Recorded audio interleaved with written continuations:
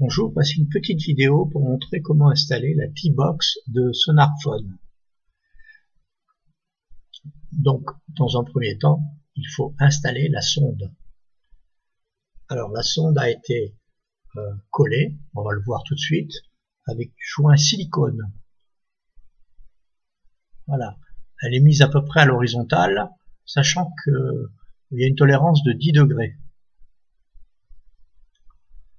Ensuite, la T-Box a été installée dans la cale moteur, de façon à être quand même assez facile d'accès pour pouvoir la mettre en route et l'arrêter.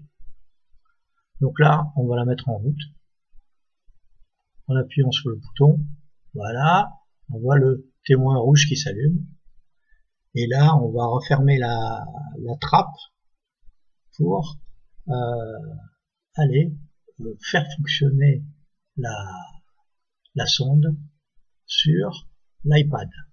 Donc là, dans un premier temps, on essaie de se connecter en Wi-Fi à la T-Box. Voilà. On y cherche encore. Voilà, ça va venir. Parfois, c'est un peu long. La connexion est faite. Maintenant qu'il est connecté à la T-Box, on va ouvrir l'application Navionics. Voilà, Navionics. Donc, dans cette application, vous voyez tout de suite apparaître l'image du sondeur. Donc, en touchant, on peut faire un réglage sur le gain. Voilà.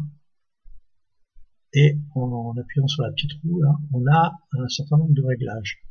Donc, on a degrés Fahrenheit ou degrés Celsius. Ensuite, on peut jouer sur d'autres paramètres.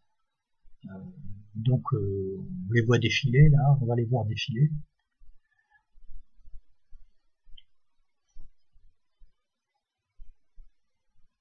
Voilà, c'est un peu long, là, l'image, mais...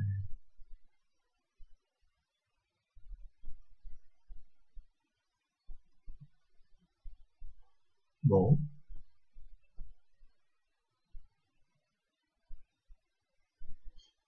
Donc il y a voilà, les poissons, si on veut détecter les poissons ou pas, on peut mettre une alarme poisson ou pas, voilà, on peut jouer sur gain de surface. Donc on a un certain nombre de réglages, et à la fin, on a le choix entre deux faisceaux, 20 degrés et 40 degrés.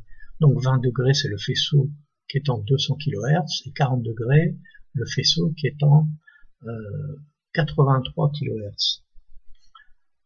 Donc, moi je préfère le laisser sur le faisceau qui est en 83 kHz, de façon à ce que je ne sois pas en conflit avec mon sondeur, qui est de l'autre côté, mon sondeur traditionnel, qui lui est en 450 kHz.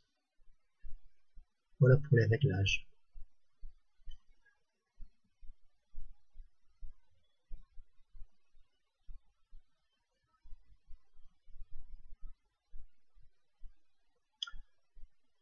Donc le matériel est livré aussi avec une prise allume-cigare qui a, elle, deux prises USB, une avec une sortie en 2,1 ampères pour un iPad et une avec une sortie en 1 ampère pour un téléphone traditionnel.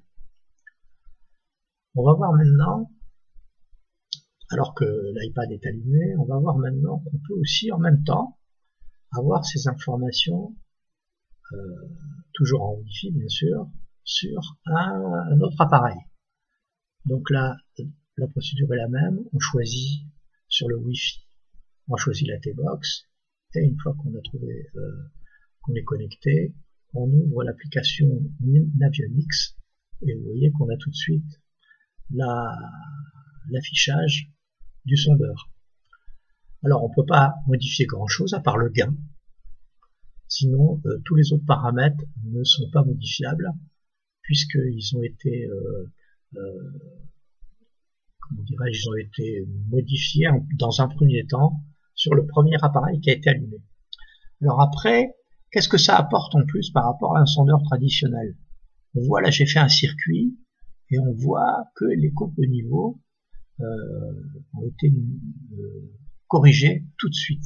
Et alors là, dans un point qui est un peu plus caractéristique, c'est assez intéressant parce que là, on s'aperçoit que les vraies courbes, enfin, disons les vraies courbes de niveau et la topographie du fond est totalement différente de la topographie qui était annoncée dans les courbes de la carte.